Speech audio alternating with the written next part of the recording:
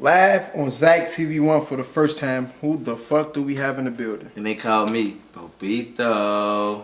I'm the Pope, man. Chi-Town Zone. THA. I'm gonna put an E on my shit. THAPOPE.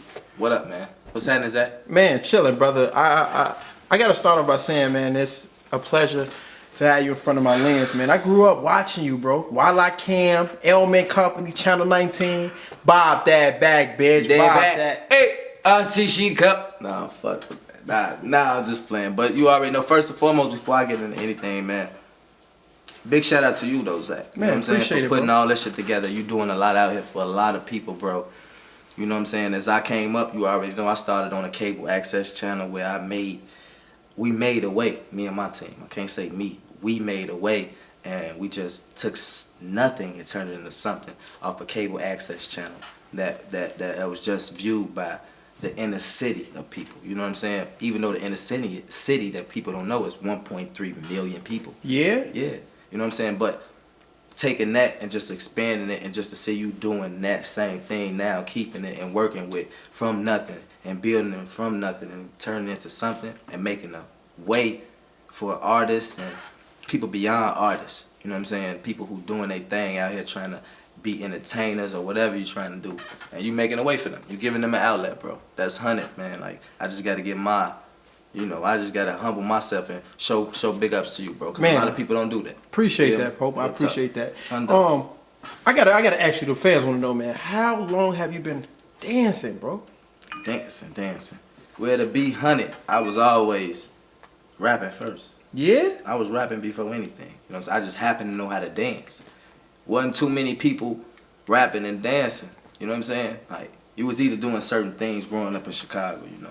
You was either playing sports, you was either banging, you was dancing. You know what I'm saying? Them was the main three things that you did when they came down to Chicago, like entertainment or with Chicago, whatever, atmosphere. At my point, I was doing all three. You know what I'm saying? I played sports. I did my share of banging, and I knew how to dance, bro. You know what I'm saying? And that's what I just continued to do. I was like a jack of all trades, man. And I've been dancing for most of my life. Started as a shorty, man, having rhythm. You hearing beats. Of course, being from Chicago, I grew up off house music before house transitioned into juke music. That's what I grew up off of. So, I mean, I really just started from there and then built and taught myself how to dance. And as a shorty, along with me rapping, always having the passion of rapping. Taught myself how to make beats, you know what I'm saying? Along with my first manager that I had, you know, we just built a big movement, bro. We was in the hood. It was shorties in the hood. We had a youth net center that was called Noah's Ark. All the shorties, nigga, if you wanted to get off the streets for a minute and then fuck around with that bullshit that's going out, you go to the youth net center, which was Noah's Ark in our hood. You feel me? What they did is they wrote a grant to these white people that had churches, like the leaders of the foundation and the center that we had, and they wrote to get endorsements and sponsorships, and they gave us computers, bro. We had these Apples, but we was broke. We had big ass Apple computers, G5s.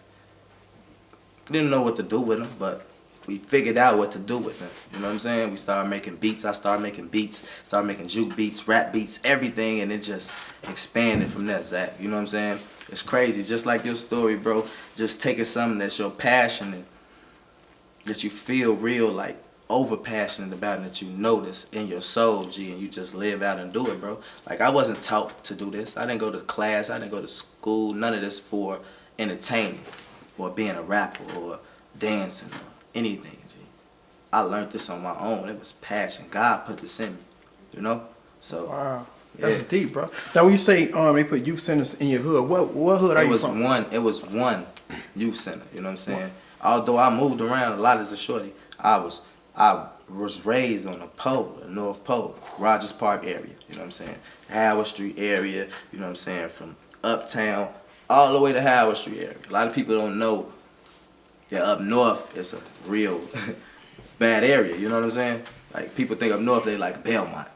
Man, ain't that where, yeah, Boys Town is? Yeah, but further you go further, it's cracking up there, you know what I'm saying? Yeah. I was also moved around as a shorty. I moved out west, 15 to Colin, where I went You know, I went to even church on right there on the corner, 15th of Colin, right across the street from Franklin Park, Mount Moriah. You know, I moved out south. I lived out south all my life. My brother from Inglewood, I moved with him, living with him, moving all around as a shorty. So I got the swag of the city. You know what I'm saying? Real talk. I got the swag of over east, south, west, north, because I done moved around my whole life. I mean, that just makes me, that's why I feel like I am the Pope, bro. Because you got to be able to relate to the people. I can relate to the people. I've always been able to relate to these people because moving around, like I said, as a shorty, going through these different trials and tribulations and maturing, you know what I'm saying, different learning experiences. Now I'm like, all right, I'm ready for this shit now, you know what I'm saying? Because I know I could have been on, but Lord knows where I would have been if I would have had all that money back then, you know what I'm saying? Because mentally I was still young, you know? There was a lot of shit that I was going through back then, being popular, having, you feel me, thousands of females chasing me independently, making $7,000, you know what I'm saying, just to go in the place for 15 minutes, 45 minutes as a shorty. No sign, not signed independently, like, for real. Being able to sell out venues that hold thousands of people, like, all this was overwhelming, you know? And it's like I know that I had that chance to be on, and I could have been on, but God didn't want me to be on it, you know what I'm saying? Because mentally I wasn't ready. Right now where I'm at mentally, when these blessings come, who gonna stop me? Who? Man, that's super dope. That's super dope. And you said when you was young, you know, selling out venues. Because I remember I went to one of the shows on a field trip, and I'm like, man, this man got every female in my class going crazy. So you was a Chicago idol at a young age. How is it now to get that? Like, do people embrace you now? Like, man, I grew up watching you, man. Yeah, I still get embraced now because it's not like I'm just not doing anything. A lot of people who aren't in the field of what I'm doing don't know what I'm doing. You feel me? Now, you could be like, Pope ain't relevant no more, Pope ain't this, Pope ain't that, because you not in the field of what I'm doing right now. I always keep myself relevant. You know what I'm saying? Regardless of what it is. And how I've done that over the years is doing different things. I know that I always had a huge following, so now that I'm grown, what's a way to keep yourself relevant? All right, throw parties. I was responsible for most of the 21 and older parties that went on in Chicago. Factory, Reno 5, Shrine, a lot of downtown parties, a lot of in the suburb parties. I'm responsible for that as well. So it's like, what you mean? Not to mention businesses, being young and owning businesses. I've owned a bar.